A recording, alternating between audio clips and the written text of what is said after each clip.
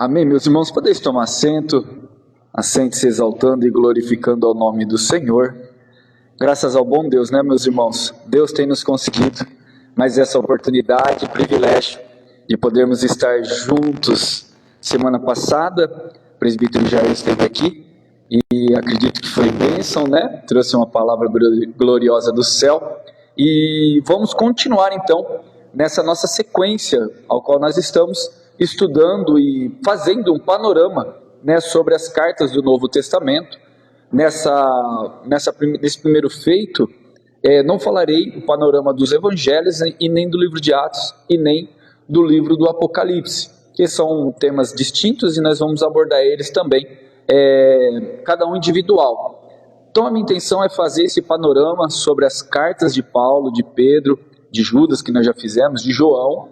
Depois que nós terminarmos de fazer esse panorama, nós vamos voltar e aí sim nós vamos entrar em cada carta para nós entendermos com mais minúcia de detalhe quais são os segredos e os mistérios e as orientações de cada carta para a nossa vida. Nós já falamos sobre a carta de Judas, falamos sobre 1 Tessalonicenses, falamos sobre a carta de Tito. Semana passada foi falada sobre 2 Tessalonicenses, né?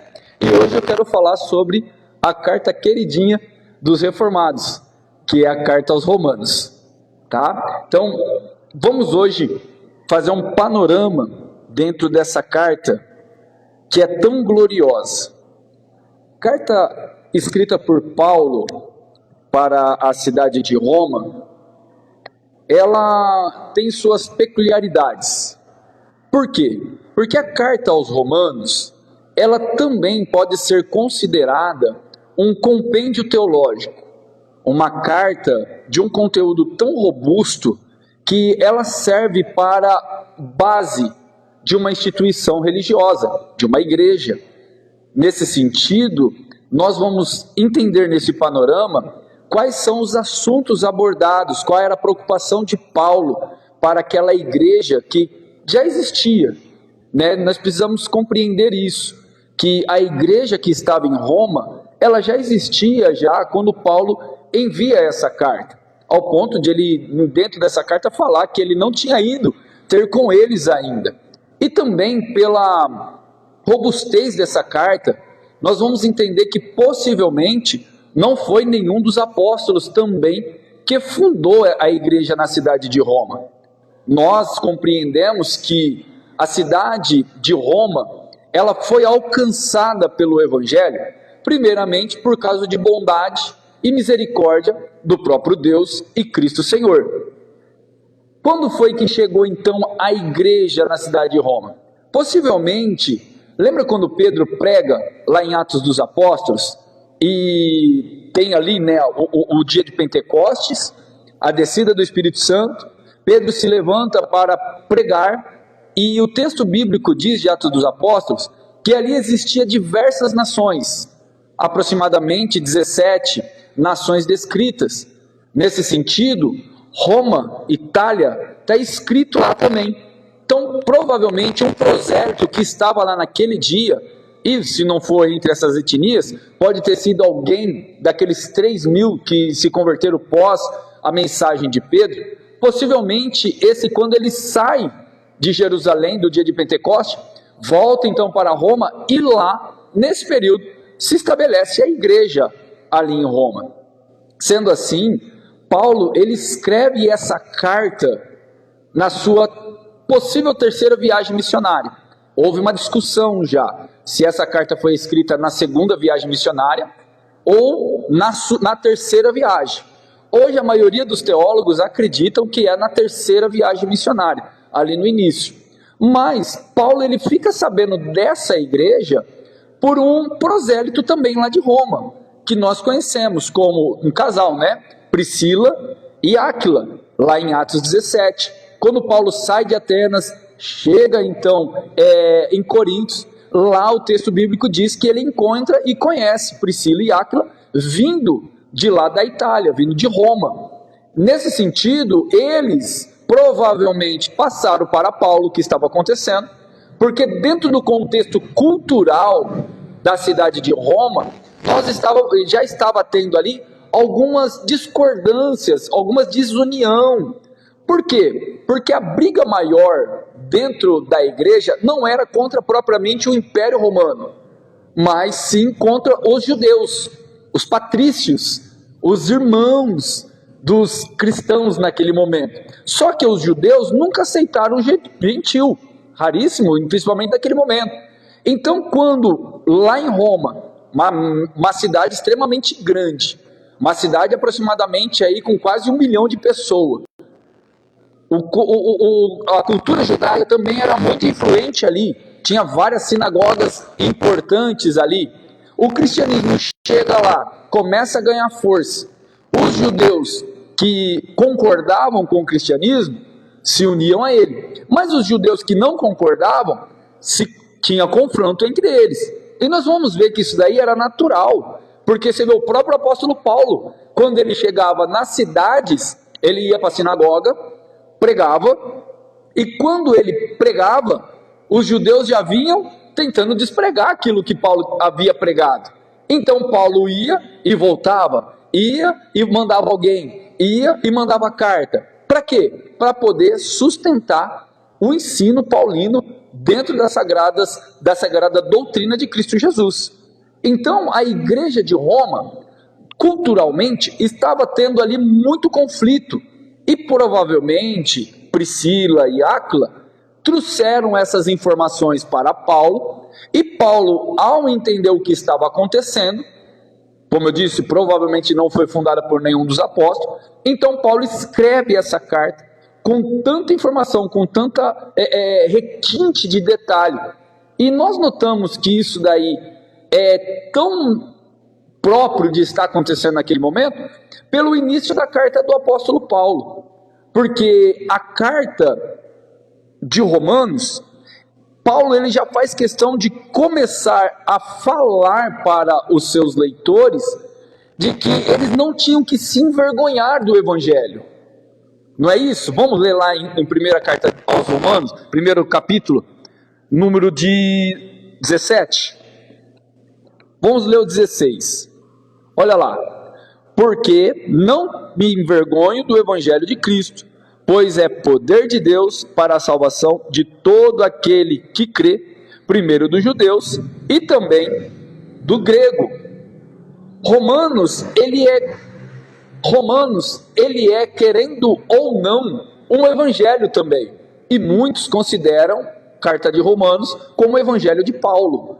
Porque dentro da carta aos Romanos, nós vamos compreender a grandeza da salvação, nós vamos compreender a grandeza do Cristo da salvação, nós vamos entender a salvação a quem, vamos compreender que a salvação não é só para judeus, não é só para um grupo, não é só para uma etnia, não é só para uma determinada religião, mas que o Evangelho, ele é poder de Deus para a salvação, que ultrapassa todas as muralhas e fronteiras que o homem propriamente possa querer limitar o Evangelho.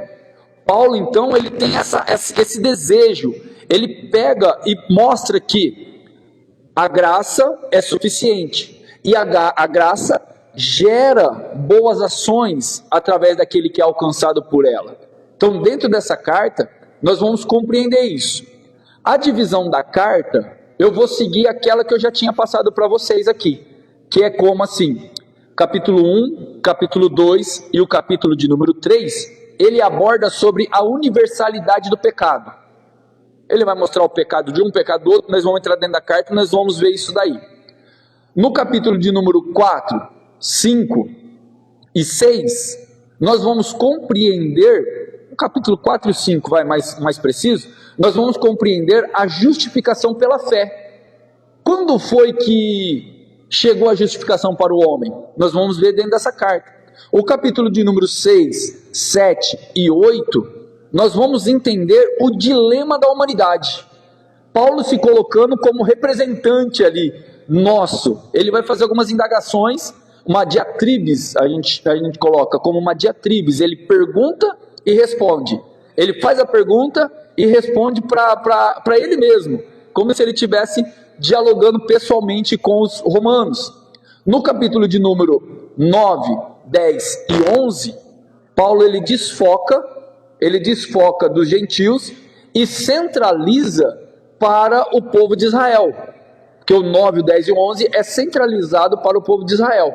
O capítulo de número 12, Paulo ele vai fazer algumas aplicações práticas.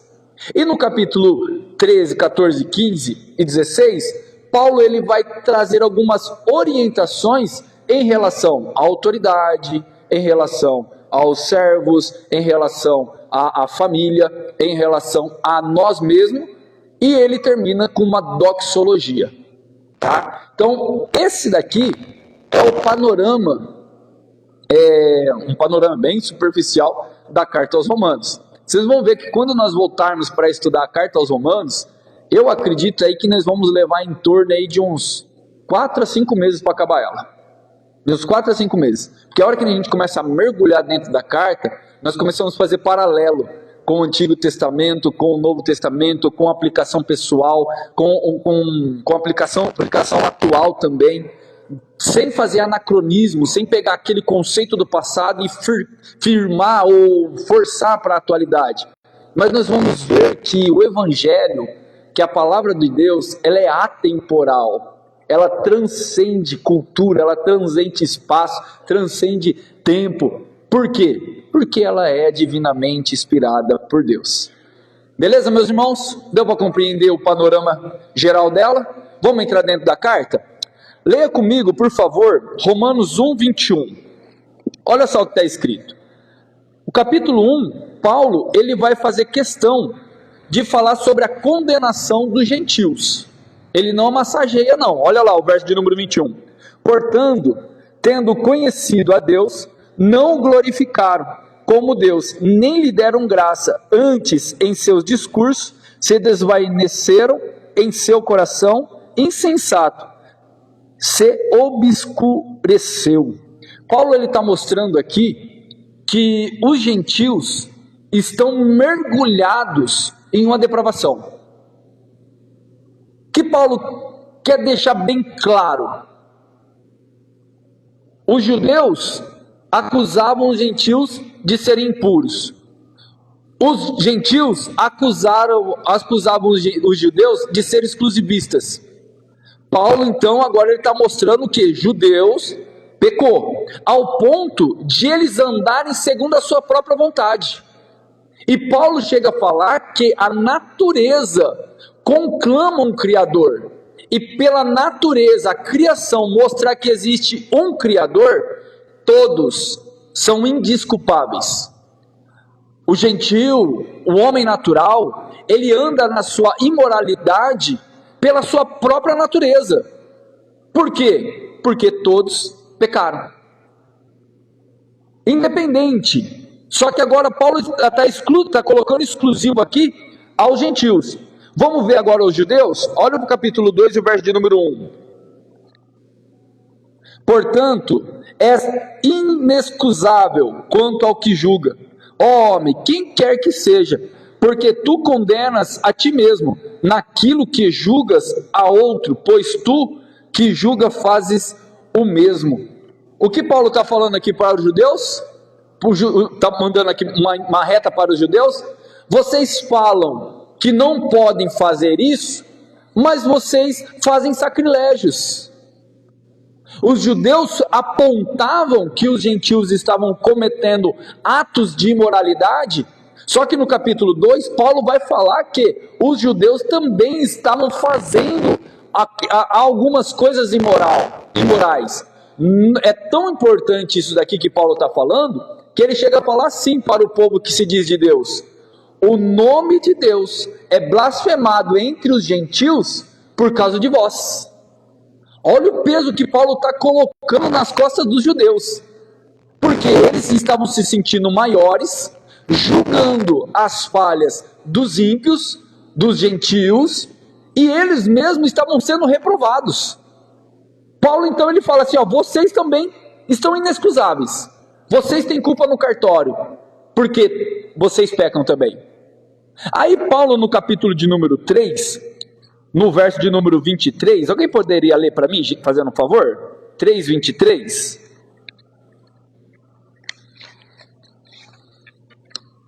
Pois todos pecaram, carecem da glória de Deus.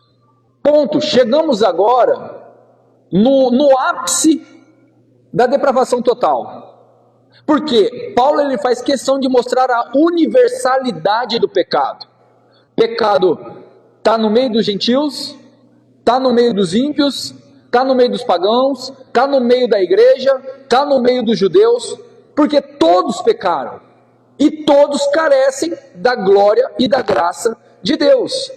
Então o capítulo de número 1, o capítulo de número 2 e o capítulo de número 3, ele vai tratar esse importante assunto, que nós chamamos de hamartia. No estudo é hamartiologia, que é a doutrina do pecado. É a doutrina do erro, porque pecado significa errar o alvo. Quando nós erramos o alvo, nós pecamos. Quer um exemplo clássico de pecado? O que disse Tiago? Aquele que sabe fazer o bem e não faz, peca.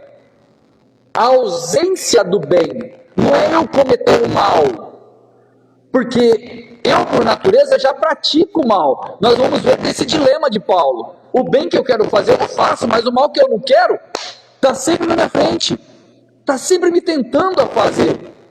Então, Paulo está colocando todo mundo no mesmo balaio, mostrando que todos os homens são indesculpáveis diante de Deus, porque sejam religiosos, sejam não religiosos, sejam piedosos, sejam não piedosos, todos pecaram e carecem da graça de Deus.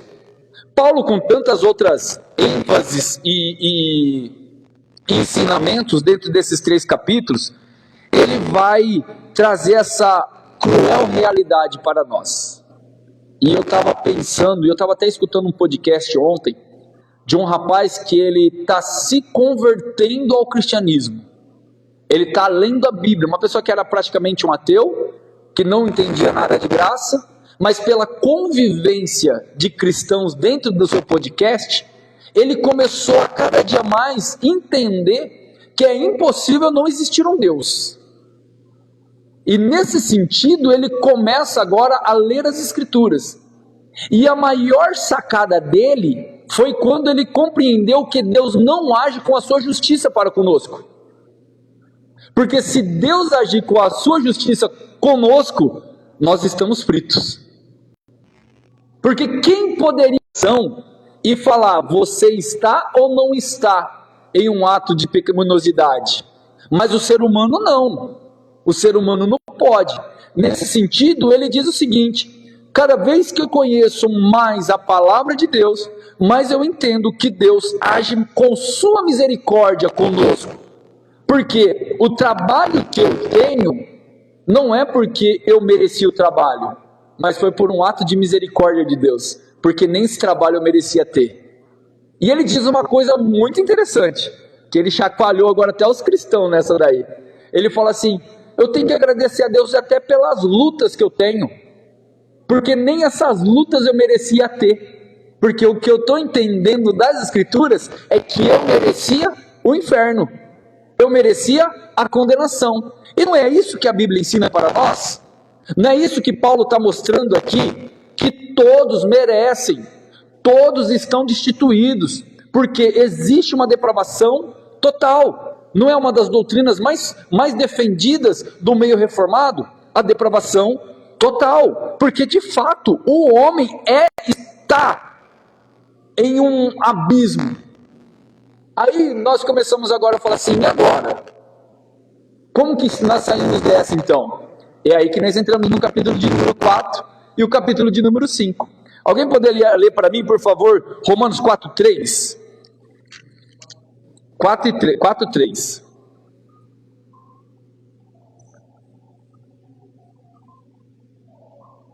Pois que diz a Escritura: Abraão creu em Deus, e isso lhe foi imputado para a justiça.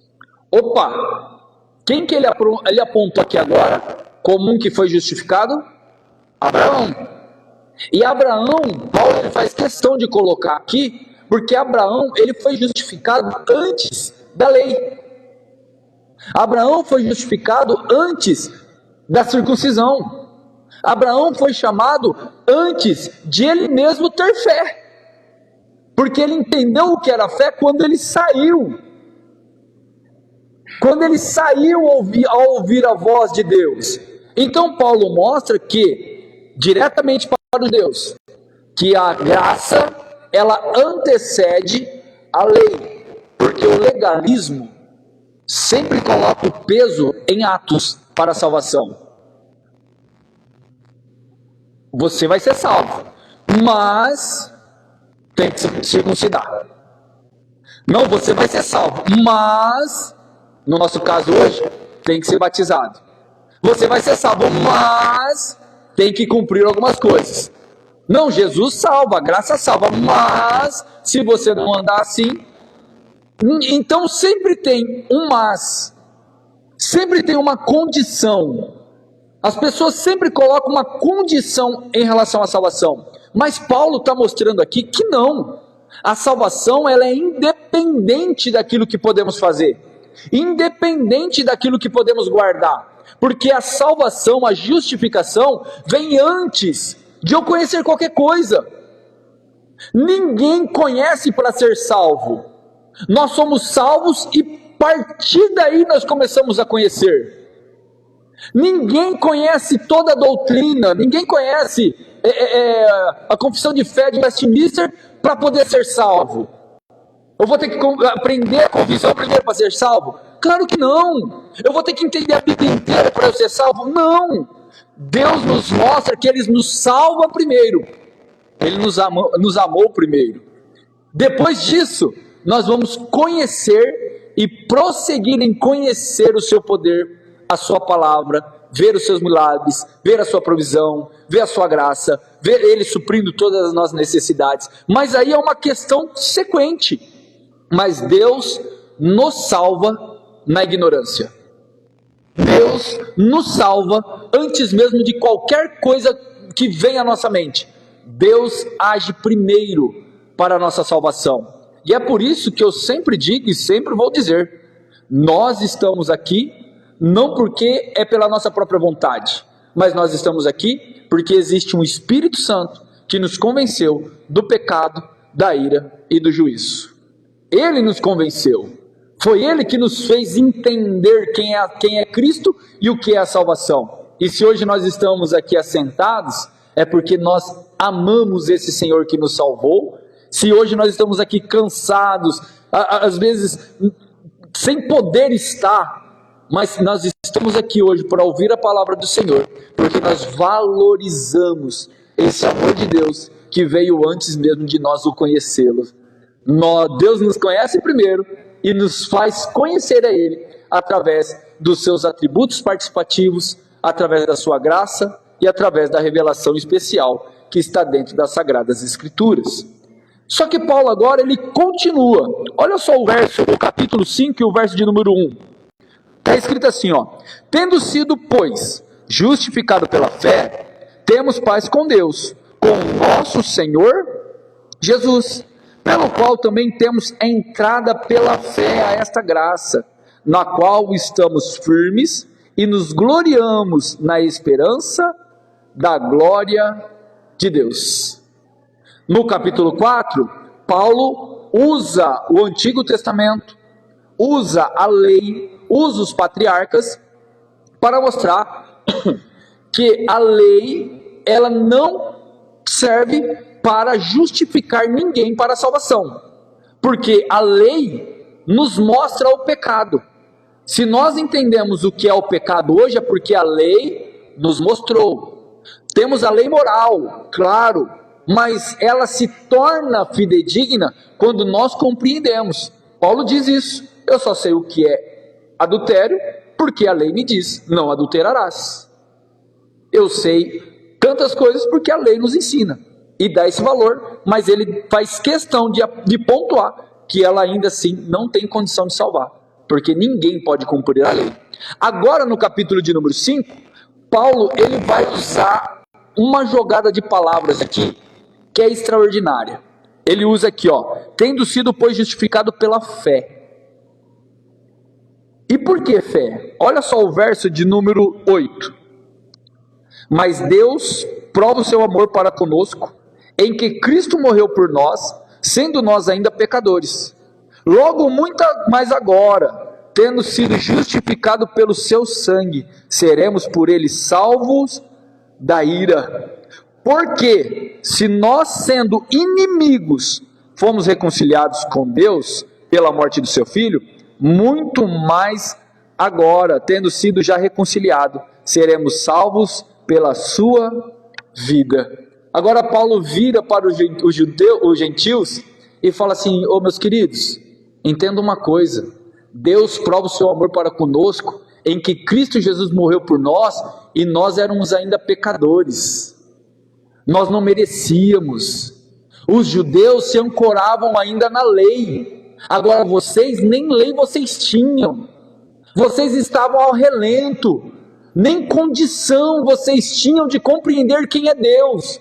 Mas Deus, pela sua graça, pela sua bondade, Ele revela a vocês a graça salvadora de Cristo Jesus. Nesse sentido, nós compreendemos então que Paulo está querendo unir as duas nações, porque agora não há grego e nem judeu, todos são um perante o Senhor. Todos nós somos um povo perante o Senhor, seja judeu, seja gentil. Houve um tempo que Israel era um povo peculiar, só existia Israel. Agora existe a igreja é o povo de Deus, e se Israel confessa Cristo como Salvador, já não é mais Israel, se torna igreja. Nesse sentido, Paulo está querendo juntar, mostrar que a fé é uma, tanto de judeu quanto de gentil, a fé tem que ser uma. Está dando para compreender a jogada que Paulo está querendo fazer aqui, lá no passado e para nós hoje? Porque não adianta querermos ser exclusivistas. Não, nós não podemos colocar a graça de Deus em um ambiente onde nós achamos que aquilo ali é certo.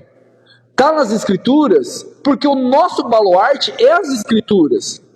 Cristo está falando o seguinte, que para Ele salva quem Ele quiser, do jeito que Ele quiser, como Ele quiser. É por isso que a salvação chegou a todos os níveis da esfera social, seja para rico, seja para pobre, seja para mendigo, seja para doutor, seja para operário, seja para pedreiro, seja para qualquer ambiente cultural e institucional. Se Deus quiser agir com sua graça, quem somos nós para impedi-lo? Quem sou eu para falar, não, Deus não vai salvar quem Ele quer salvar? Quem sou eu? Paulo está mostrando aqui que outro tempo era nós que estávamos nesse mesmo patamar, mas a graça nos alcançou, a graça chegou até nós, e hoje nós somos felizes e alegres, porque somos salvos em Cristo Jesus. Essa é a base, esse é o baluarte da igreja. Se nós fomos justificados, estando mortos, sendo inimigos de Deus, disse Paulo agora, quanto mais agora sendo filhos, seremos salvos da sua ira. Nesse sentido, Paulo agora ele acaba de mostrar a universalidade do pecado, mostra que fomos justificados pela graça e fé, não por obras, e agora ele começa a entrar nos dilemas da humanidade. Vamos ver a partir do capítulo de número 6. Alguém poderia ler para mim 6:2, por favor?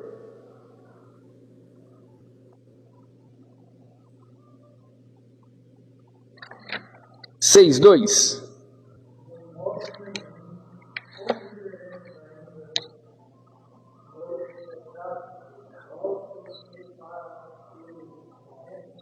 Olha isso, olha o que Paulo está falando.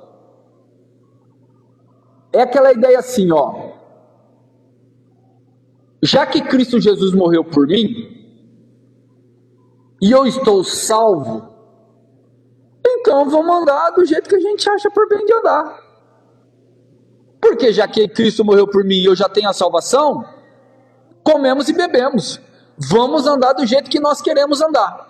Olha a resposta de Paulo para essa imoralidade que estava acontecendo em Roma. Olha o verso de número 1. O que diremos, pois? Permanecemos no pecado para que a graça abunde? Ele pergunta.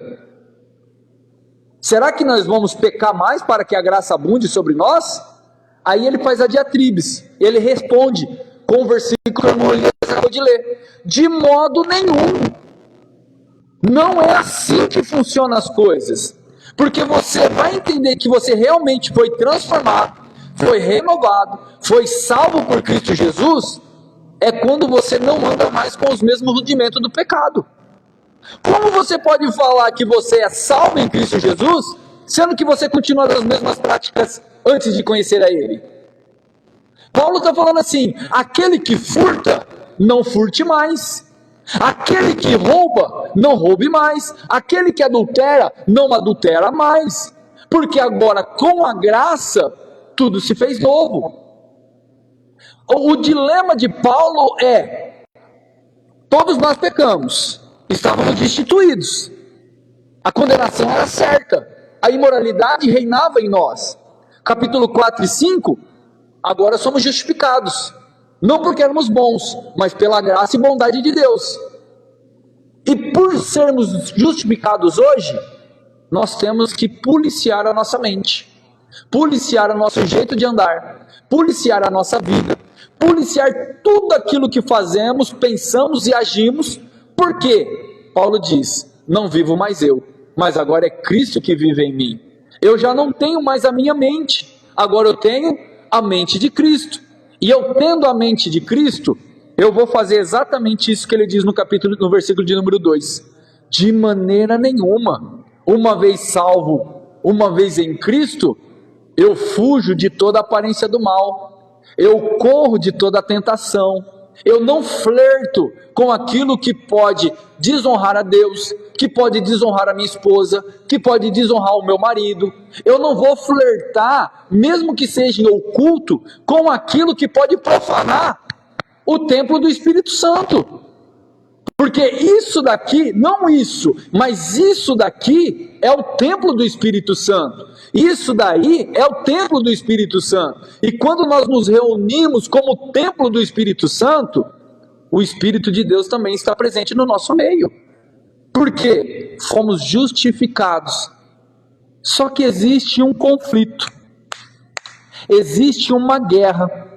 Existe aí uma briga tão grande que ele diz lá no 7,18. Olha só o 7, número 18.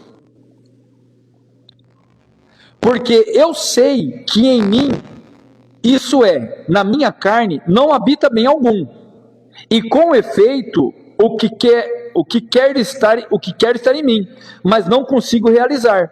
Porque não faço o bem que quero, mas o mal que eu não quero, esse faço.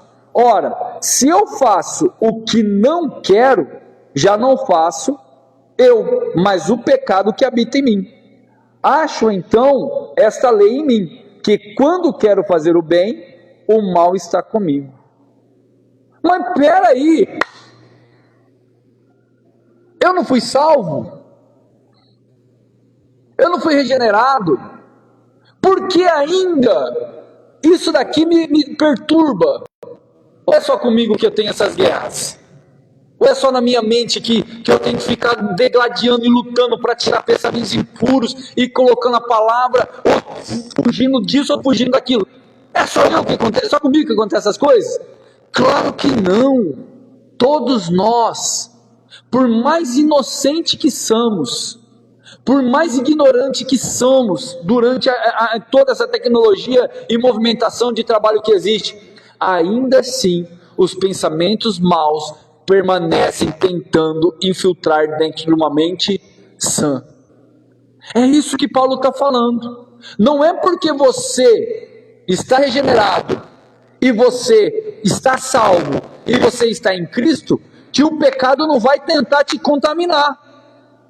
Porque o bem que eu quero fazer, eu não faço. Mas o mal que eu não deveria de fazer, esse sempre está ali para me fazer. E nós que conhecemos isso, por muitas das vezes tropeçamos e falhamos, imagine aquele que não conhece, aquele que não tem temor, ou aquele que não conhece as Escrituras. Vai pecar deliberadamente, entristecendo o Espírito Santo, perdendo os benefícios de poder de alguma maneira ser usado por Deus aqui nessa terra. Paulo então ele está falando desse dilema, ao ponto do verso 24 ele dizer assim, miserável homem que sou, quem me livrará do corpo dessa morte? Irmãos, só crente consegue falar isso. Só verdadeiramente um convertido pelo Espírito Santo consegue olhar para dentro de si e falar assim, eu sou um miserável. Eu sou um miserável, eu desonro meu Deus. Eu faço coisas que eu não poderia fazer. Eu penso coisas que eu não poderia pensar. Miserável homem que sou. Quem vai me livrar do corpo dessa morte? Aí Paulo, ele vai dar a chave do segredo. Ele vai dar a chave e o segredo, para poder não se autossatisfazer, mas para se satisfazer e para satisfazer o povo de Deus. É Deus que nos justifica. Ele diz, é Deus que nos justifica. Porque miserável homem que sou, quando eu confesso, nós estávamos falando de oração agora há pouco, e eu estava pensando comigo, a oração, ela não é a chave necessariamente de vitória, não é chave de bênção. A oração, ela é uma compreensão de quem eu sou. Eu oro não para adquirir, mas eu oro para agradecer pelo tão grande livramento que Deus me deu. Porque a oração, ela não é princípio de santificação. Pastor, está doido? Eu falei, não estou doido não, é verdade.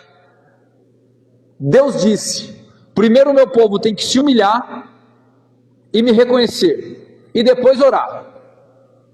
A igreja de Atos dos Apóstolos, eles permaneciam na doutrina dos apóstolos, no partir e na comunhão do pão, e nas orações. Em todos os sentidos, vocês vão ver que oração é extremamente importante, é necessário, tem que ter, porque todo cristão ora. Porém, todo cristão sabe que antes mesmo de ele pedir, Deus já conhece qual é o nosso coração. Quantos livramentos você já recebeu sem nunca ter pedido eles? Quantas bênçãos você já recebeu sem nunca ter pedido em oração? E quantas vezes você já orou e parece que você nunca foi ouvido? Que diz Tiago, pedistes e pedistes maus. Pedistes e não recebeste, porque pedistes mal, pedistes para gastar com os vossos próprios deleites. Opa, então pera lá, como que funciona isso? Primeira coisa, reconheça o seu pecado, arrependimento, humilhação diante de Deus. Depois disso, ore. E a oração pode muito em seus efeitos, mas a oração de quem? A oração de um justo. E quando é que eu me torno justo? Porque a Bíblia diz assim, no ato da ceia, aquele que come e bebe sem discernir, come e bebe para a sua própria condenação. A pergunta que eu faço é, quem é digno de participar da ceia? Quem que tem coragem de falar assim, não, eu sou digno de participar da ceia, porque eu sou bom, porque eu faço boas coisas? Queridos, Paulo está mostrando que ninguém é digno, e eu só me torno apto a participar da ceia, ou para participar da presença de Deus, é quando eu reconheço a minha indignidade. Miserável homem que sou. E sem hipocrisia, irmão, sem demagogia, é você entender mesmo o teu lugar no plano da salvação. É o teu lugar aonde nós merecemos estar. E quando nós conhecemos isso daí, reconhecemos isso, disse Paulo, é Deus que nos justifica. Nós temos um advogado fiel, porque João, na sua carta, ele diz assim, capítulo 1, versículo 10, ele diz assim, se dissermos que não temos pecado, fazemos de Deus um mentiroso. Porque muitos falam assim: se dissermos que não temos pecado, mentimos. Mentira. Lê a Bíblia lá que está escrito assim: se dissermos que não temos pecados, fazemos de Deus, fazemos dele um mentiroso. Porque ele disse: todos pecam, mas tem um que nos justifica. Temos um advogado fiel que intercede por nossas dificuldades, e por isso estamos contentes e alegres aqui nessa noite, para a glória e louvor do nome do Senhor. Em Romanos capítulo 8, verso 1, para nós encerrarmos esse bloco, olha só o que diz: portanto, agora nenhuma condenação há para os que estão em Cristo Jesus, que não andam segundo a carne, mas segundo o Espírito. Acho que na versão de vocês não tem essa condição, né? Na versão atualizada não tem essa condição. Portanto, nenhuma condenação há para os que estão em Cristo Jesus. Ponto. Tem traduções que dão uma continuidade, que não andam segundo a carne, mas segundo o Espírito. Tanto uma como a outra tem total concordância, porque uma mostra a suficiência de Deus e a outra mostra a suficiência de Deus. Por quê? Vocês já ouviram falar já da graça preveniente? A graça preveniente, ao mesmo tempo que ela exalta o homem, ela diminui também e humilha o homem. Por quê? Notem comigo. Estamos aqui hoje pela graça, porque Deus é bom, Deus é justo, Deus é misericordioso e deu-nos a oportunidade de livremente podermos estar cultuando e rendendo glórias e louvores ao nome dele. Não é isso? Só que ao mesmo tempo ela nos humilha. Sabe por quê? Porque nós não fizemos nada para estar aqui. Foi tudo ele. Nos alegramos porque foi ele. E nos humilhamos porque foi ele. Então é nesse sentido que Paulo está falando aqui. Que Deus, ele abençoa os seus filhos. Independente das circunstâncias, seja ela na tribulação, seja ela na angústia, seja quaisquer for a necessidade, Deus tem cuidado e zelado do seu povo. Portanto, agora nenhuma condenação há para os que estão em Cristo Jesus. Quando é que eu estou em Cristo? É quando eu reconheço que Ele é o Senhor da minha alma, quando eu confesso e deixo todas as minhas mazelas, porque já não vivo mais no pecado, mas hoje eu sou uma nova criatura e ando para a glória, louvor e exaltação do nome do Senhor. Agora o capítulo de número 9, 10 e 11, Paulo ele vai fazer menção sobre o povo de Israel. Olha o verso de número 15 do capítulo 9.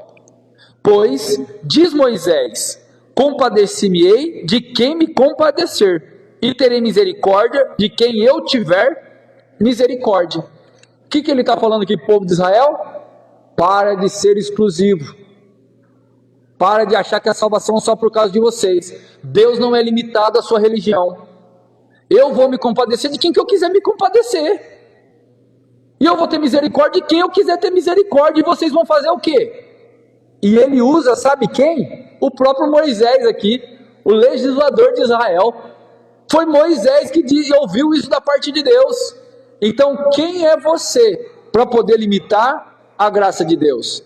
Paulo está chacoalhando a figueira lá em Roma. Por quê? A salvação vem por Israel. Não, peraí. A salvação vem por Cristo Jesus. E Cristo Jesus salva grego, salva judeu, salva romano, salva brasileiro, salva montealtense, salva vistalegrense, salva todas as nações. Deus salva quem Ele quer, como Ele quer, do jeito que Ele quer. Verso de número 10, capítulo de número 10, verso de número 9, está escrito assim, a saber, se com a tua boca confessares ao Senhor Jesus, e em teu coração creres que Deus ressuscitou dentre os mortos, será salvo. Qual que é a posição aqui de salvação? Confessar. É aquilo que eu já tenho comentado e falado há bastante tempo. Deus nunca nos chamou a aceitá-lo, porque é impossível. O homem, por sua naturalidade, não aceita ele. E outra, Deus não é nenhum coitadinho para ficar pedindo favor para ninguém aceitar ele, não. Quem não confessar Cristo, quem perde é aquele que não confessa. Simples assim. Paulo está mostrando aqui que aquele que confessa que Cristo é o Senhor é porque foi convencido por Ele. Sendo convencido por Ele, meus irmãos, porque é nesse sentido aqui que Paulo está usando. Porque ele fala assim, ó, nos demais versículos: como invocarão se não tem quem pregue? E como pregarão se não tem quem envie? Paulo está mostrando que o contexto da salvação é uma corrente. É uma corrente ligada. Quem salva é Deus, mas quem envia é a igreja. Quem prega é os ministros. E quem é ministro? É só aquele que faz parte da tribuna? Claro que não. O que disse Jesus? Ide e pregai, e anunciai a toda criatura. Ele não falou assim, ó, as irmãs vão lá pregar, ó, os irmãos vão lá, o pastor vai pregar, os evangelistas vão pregar. Não, ele falou vai e pregue. É um chamado, é um imperativo, é uma ordem direta do próprio Cristo, não para um membro ou para uma classe da membresia, mas isso daí é um chamado universal para a igreja. Ah, mas o pastor não foi pregar. A pergunta, você foi? Porque isso daqui não foi só para o pastor, isso daqui é para a igreja. Vocês, nós, somos extensão um dos outros. Eu não consigo chegar aonde o irmão Menezes trabalha, mas ele chega. Aonde o irmão Elias chega, ele chega. Onde eu não consigo chegar, os irmãos chegam. Onde o pastor Alessandro não consegue chegar, nós chegamos juntos. Entendendo que somos um corpo. Porque a salvação, ela independe de nós, do nosso crivo. Eu acho que essa é a maior definição. Ela independe do nosso crivo. Por que presbiteriano evangeliza? Porque nós não sabemos quem é quem. Por que batista evangeliza? Porque não sabe quem é quem. Por nós não sabemos quem é, nós cumprimos o imperativo dado por nosso mestre. Vai e pregue. Anuncie as boas novas de salvação. Aquele que crer, convencido pelo Espírito, será salvo. O que não crer, não chore suas mazelas. Dê glórias a Deus, porque Deus é o Deus da salvação, e Ele tem misericórdia de quem Ele quiser, e Ele age com a misericórdia com quem Ele quiser. Então Paulo deixou isso muito claro para o povo de Israel e para a igreja. No capítulo de número 11, o verso de número 26, alguém poderia ler para mim, por gentileza?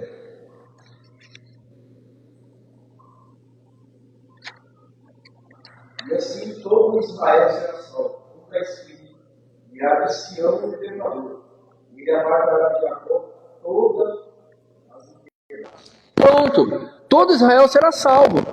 Paulo está mostrando que não é que Deus, porque Deus abriu as portas da salvação para os gentios, que Israel perdeu os seus benefícios. Não, Paulo está falando que Israel será salvo, assim como a igreja será salva, porque o povo é de Deus, tanto Israel quanto os gentios é o povo de Deus. Então Paulo está querendo mostrar que não adianta ficar com esse ciúminho bobo, ou com essas discussões intermináveis de que eu estou certo ou você está certo, que nem hoje nós temos arminianos e calvinistas. Naquele passado existiam os fariseus e saduceus. Essa briga de predestinação e livre-arbítrio não começou com Armínio e Calvino, mas começou com fariseus e saduceus, há muito tempo antes deles. E o Paulo está falando o quê? Calma, tanto um quanto o outro tem a promessa. Quem salva é Deus. O que nós temos que fazer é proclamar as grandezas do século vindouro. É anunciarmos uma mudança de caráter. Falar que o reino de Deus já chegou entre nós. E que em breve Cristo voltará para buscar a sua igreja. Esse é o papel principal, não papel principal no sentido de supremacia, de suprassumo, mas um dos papéis principais da igreja é de proclamar o evangelho. Diz Confissão de Westminster, ele diz o seguinte, o Catecismo Maior, o Catecismo Maior fala assim, que o fim principal de todas as coisas é de glorificar a Deus. Esse é o fim principal de todas as coisas. Muito além de evangelizar. Porém, o evangelizar é consequência de glorificar a Deus. Porque quem glorifica a Deus, anuncia um mundo Deus que deve ser glorificado. Deu para entender essa questão aqui de Israel? Beleza? Capítulo de número 12, Paulo agora ele faz um catado. Ele faz um apanhado de aplicações. Porque nós falamos sobre a universalidade do pecado, a justificação pela fé, o dilema da humanidade. Falamos agora sobre o povo de Israel. E agora ele faz um acatado no capítulo 12. O verso de número 1, ele mostra, como eu já preguei aqui para vocês, a relação do homem para com Deus. Que ele tem que ter essa intimidade. Porque o culto é individual. E o culto que nós devemos de oferecer a Deus é racional. E o culto que nós devemos de oferecer a Deus não é simplesmente uma hora. Mas como diz a diatribes dos puritanos, o culto que eu ofereço a Deus é a minha vida. É no meu trabalho, é na minha casa, é na minha escola, é aonde eu estiver, eu estou prestando e reverenciando o meu Deus como meu culto, e com entendimento, e não me conformando com este mundo, mas antes sendo transformado, metanoia, sendo transformado para a glória e louvor do nosso Deus. No versículo de número 3, ele fala que, no finalzinho dele, na parte C, antes pense com moderação, conforme a medida da fé que Deus repartiu a cada um. Paulo está mostrando aqui no capítulo 12 a referência de nós termos compromisso com nós mesmos. Aí depois ele vai listar aqui o que ensina, faça com dedicação, o que exorta, com piedade, o que oferta, com liberalidade. Tudo tem que ser feito com devoção, porque esse relacionamento é com você. E Paulo está mostrando do pecado. Já que você foi salvo por Cristo, agora mostre para o mundo a luz de Cristo que reluz através de você. Então faça tudo com dedicação. Paulo ele vai mostrar agora também no capítulo 12 a comunhão com os irmãos. O verso de número 10.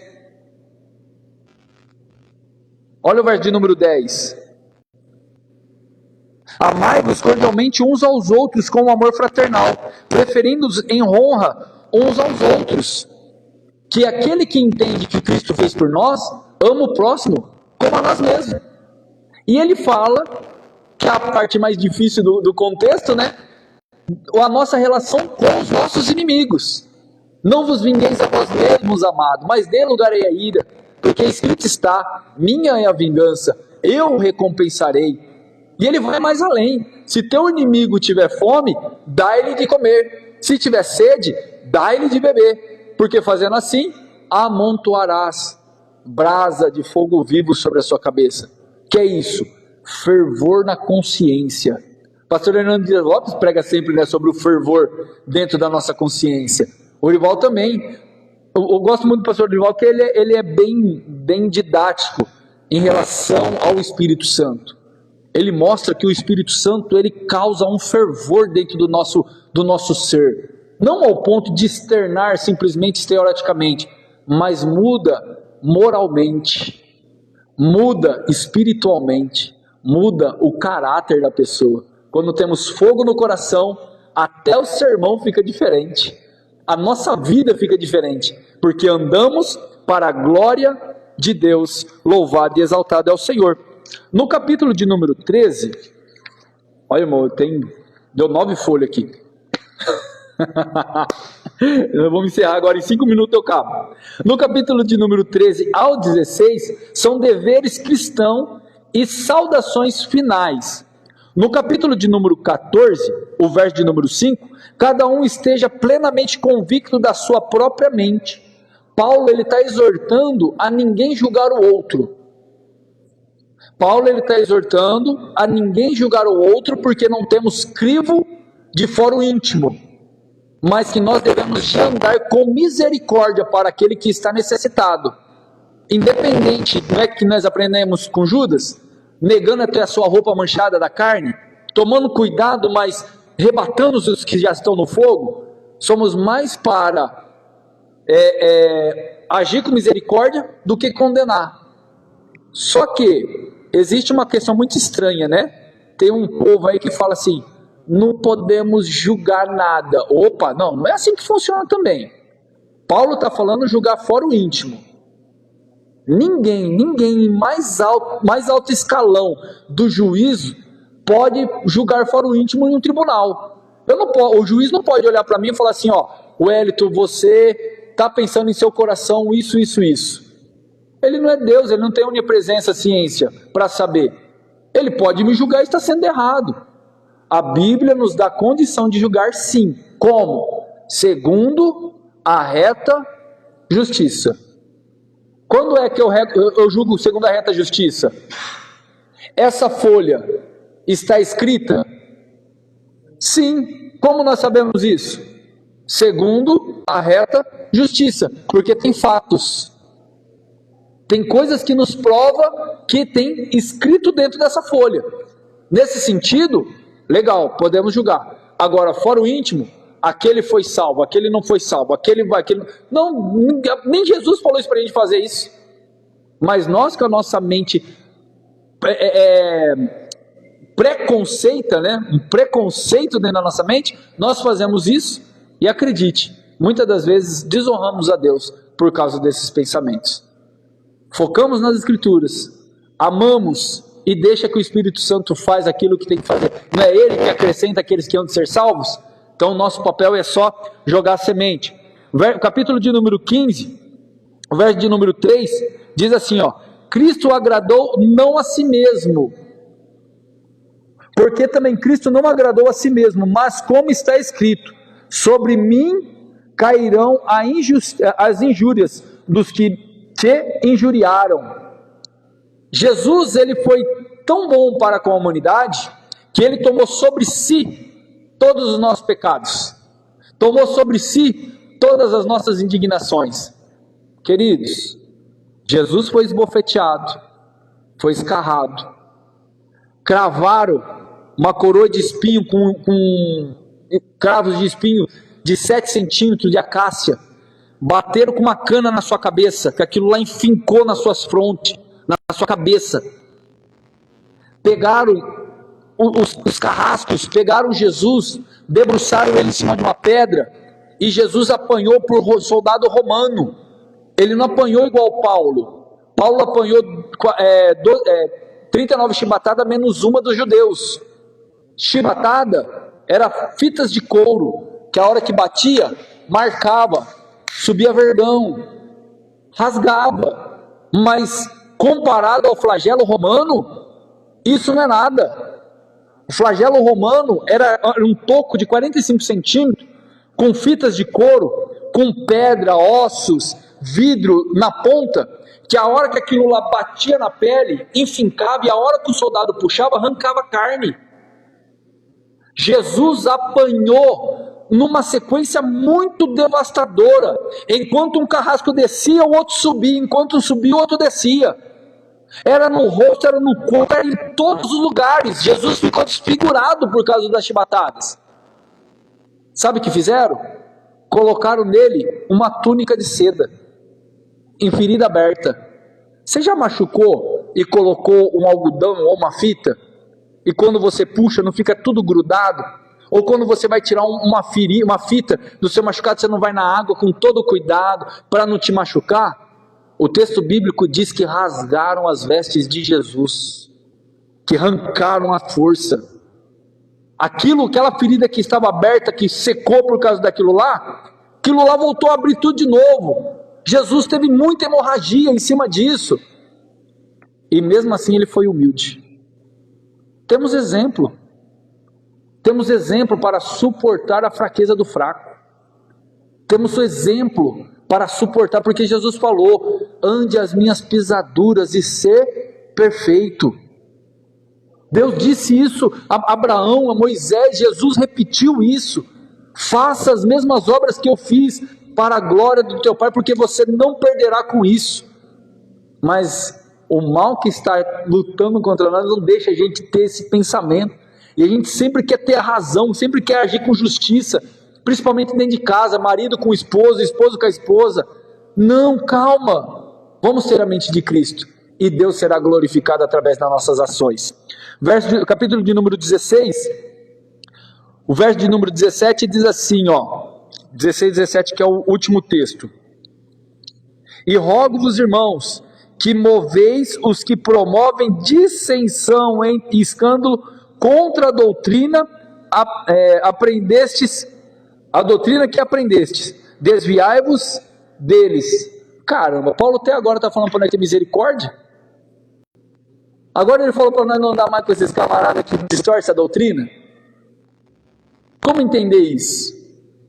Notem que Paulo não está falando de arrogância, e não está falando que não é para ajudar, porque até agora Paulo está falando, se o meu inimigo tiver sede, dá ele de comer, se tiver fome, dá ele de beber, se tiver fome, dá ele de comer. Paulo está mostrando aqui que aquele que prega heresia dentro da igreja não deve de ser ouvido. Como nós sabemos que o camarada está pregando uma heresia ou não? É simples, é só olhar para Jesus. Jesus no sermão, lá no deserto, ele foi tentado por quem? Por Satanás. E Satanás usou o que para tentar Jesus? A própria Bíblia, exatamente isso. Notem isso daqui e guardem. A palavra de Deus, dita de um jeito que Deus não disse, se torna a palavra de Satanás. Forte isso, né? A palavra de Deus, dita de um jeito que Deus não disse, se torna a palavra do diabo. Porque está escrito, transforma essas pedras em pães. Pula daqui, está escrito. E como que Jesus resistiu à má interpretação das Escrituras? Com a própria Escritura. Satanás distorceu a Escritura, Jesus colocou ela no lugar. É nesse sentido que Paulo está falando. Se aqueles que estão desordeiros, que estão colocando fetiches, estão colocando amuletos, estão colocando essas coisas dentro do convívio de vocês, deixa ele de lado, não bota ele para ensinar. E nem se associa com a maluquice dele. Fique com as Escrituras, segundo a reta justiça. Mas não está falando para nós ignorarmos ao ponto de maltratar, de fazer qualquer maldade contra ele. Paulo só está deixando claro que defende-se a verdade com a verdade. Defende-se a Bíblia com a própria Bíblia, com a interpretação correta. E o verso de número 27, ele termina com uma doxologia. O que é uma doxologia? É uma mistura de oração, de cântico, de louvor. É uma marca registrada de Paulo. O verso 27 diz assim: ao Deus único, sábio, seja a glória por Jesus Cristo para todos sempre. Amém. Porque ele coloca a primeira e a segunda, coloca Cristo e Deus juntos aqui. Os judeus crê que Deus é soberano. A igreja crê que Deus, Jesus, é a mesma pessoa, é soberano. Então Paulo ele usa essa doxologia, mostrando que para os judeus, para os gentios, para os gregos, que Deus é o único Deus do seu povo. E que independente de cultura, independente de classe social, Deus é Deus da igreja. Porque Deus salva quem Ele quer, como Ele quer e quando Ele quer. Essa foi a exposição do panorama da carta aos Romanos. Espero que ficou bem entendível a vocês. Espero não ter sido cansativo. E quando nós formos entrar dentro da carta mesmo a fundo, nós vamos esmiuçar aqui, pegar ponto por ponto, entender cultura, contexto e sair daqui craques para defender o evangelho que foi confiado a nós. Amém, meus irmãos? Oremos. Senhor, uma vez mais nós te glorificamos, te exaltamos, te bendizemos, porque sabemos que o Senhor é Deus e o Deus da salvação. Somos gratos a ti porque o Senhor nos deu essa tão preciosa salvação. E rogamos ao Senhor que o Senhor nos ensine para que nós não venhamos pecar contra ti, mas que sim, Pai, nós possamos ser arautos do teu evangelho, que nós possamos ser luz aonde nós chegamos, e que nós possamos ser sal, para que esse mundo não venha cair numa completa podridão. mas que nós, Pai, segundo a Tua vontade, pelo discernimento do Teu Espírito Santo, possamos ser, Senhor, instrumentos usados para a Tua glória. Senhor, eu peço a Ti neste momento, leva-nos, Senhor, em paz, debaixo da Tua graça, livra-nos, Senhor, de todo mal, de toda vitupério, nos dê uma noite abençoada na Tua presença, nos dê uma noite de repouso, de descanso, para que tudo, Senhor, quanto nós pensarmos e fizermos, venha a ser para louvor e exaltação do Teu nome. Continue abençoando, Senhor, a igreja de Vista Alegre, abençoando a igreja de Monte Alto, abençoando todas as igrejas, Senhor, que proclama e conclama a salvação de Cristo Jesus para todas as humanidades. Senhor, nós te agradecemos e te louvamos no nome de Jesus. Amém e amém, Jesus.